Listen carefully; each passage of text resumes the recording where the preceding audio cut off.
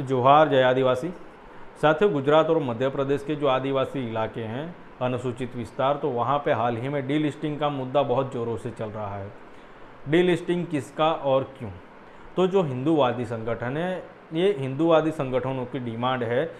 जो आदिवासियों ने अपनी आदिवासी संस्कृति छोड़ के ईसाई धर्म को अपना लिया है और उसकी संस्कृति अपना ली है, तो उन सभी आदिवासियों को अनुसूचित जनजाति की जो लिस्ट है उससे बाहर कर दिया जाए और वे जो अनुसूचित जनजाति के नाम पे लाभ ले रहे हैं, यानी कि आरक्षण का लाभ ले रहे हो या फिर किसी भी योजना का लाभ ले रहे हो, तो उनको उस योजना का लाभ न दिया जाए, ऐसी डिमांड हिंदूवादी संगठनों की चल रही है।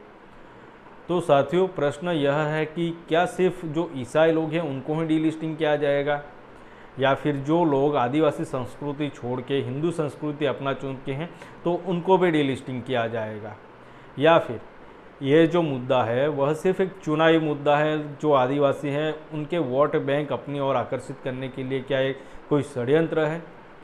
अगर हम बात करें तो आदिवासियों की बात करें तो आदिवासी प्रकृति पूजक समाज है और आदिवासी समाज देश के आज़ादी के समय से ही अपने लिए अलग धर्म कोड की मांग कर रहा है और इस अलग धर्म कोड की मांग रंगते हुए आदिवासियों ने कई बार दिल्ली में प्रदर्शन भी किया है।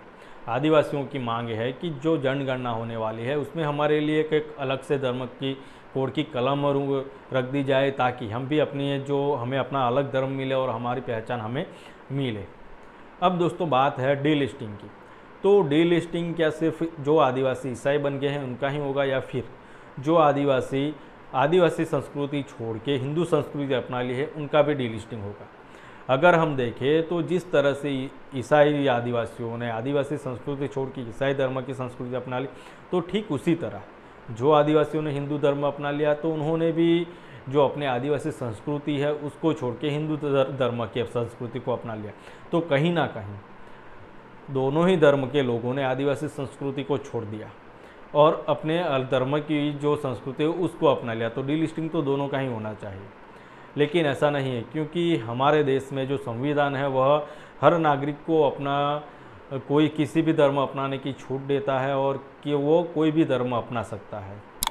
हम देखें तो कई आदिवासी मुस्लिम भी हैं, कई आदिवासी ईसाई है, कई आदिवासी अपने आप को हिंदू मानते हैं और आदिवासी समाज का एक बहुत बड़ा तबका है जो मानता है कि हम प्रकृति पूजक है, हमारी जो संस्कृति है वो प्रकृति के साथ जुड़ी है।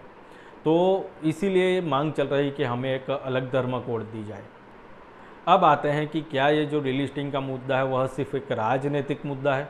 क्योंकि गुजरात की बात करें तो गुजरात में इसी साल दिसंबर में विधानसभा के चुनाव होने वाले हैं और मध्य प्रदेश में अगले साल विधानसभा के चुनाव होने वाले हैं, और छत्तीसगढ़ और राजस्थान की भी बात करें तो उसमें भी आने वाले साल विधानसभा के चुनाव होने वाले हैं।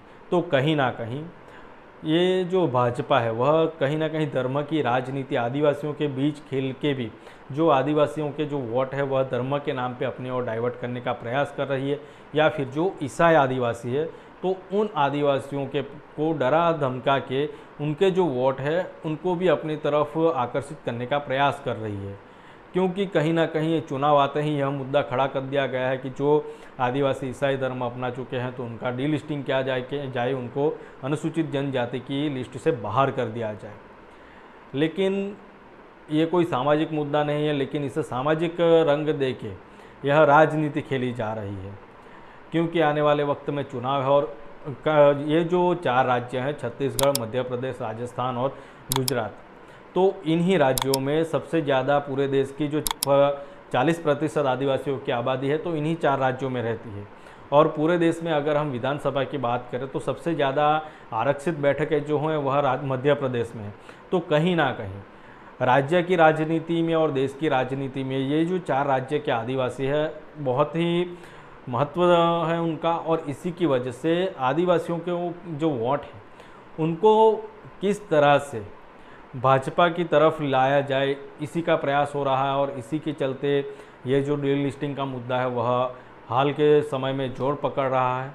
लेकिन सत्य हकीकत यही है कि जो चुनाव है उसको मद्देनज़र ही यह मुद्दा लाया गया है। अगर डीलिस्टिंग होता है तो जो आदिवासी ईसाई बन गए हैं उनके साथ साथ जो आदिवासी हिंदू बन गए हैं, जो आदिवासी मुस्लिम बन गए हैं, तो उनका भी डीलिस्टिंग होगा, क्योंकि इन सभी ने आदिवासी संस्कृति को छोड़ के अपने अपने धर्म की संस्कृति को अपना लिया है। साथियों वीडियो को शेयर कर लीजिएगा, चैनल को सब्सक्राइब कर लीजिएगा। मिलेंगे दूसरे वीडियो में।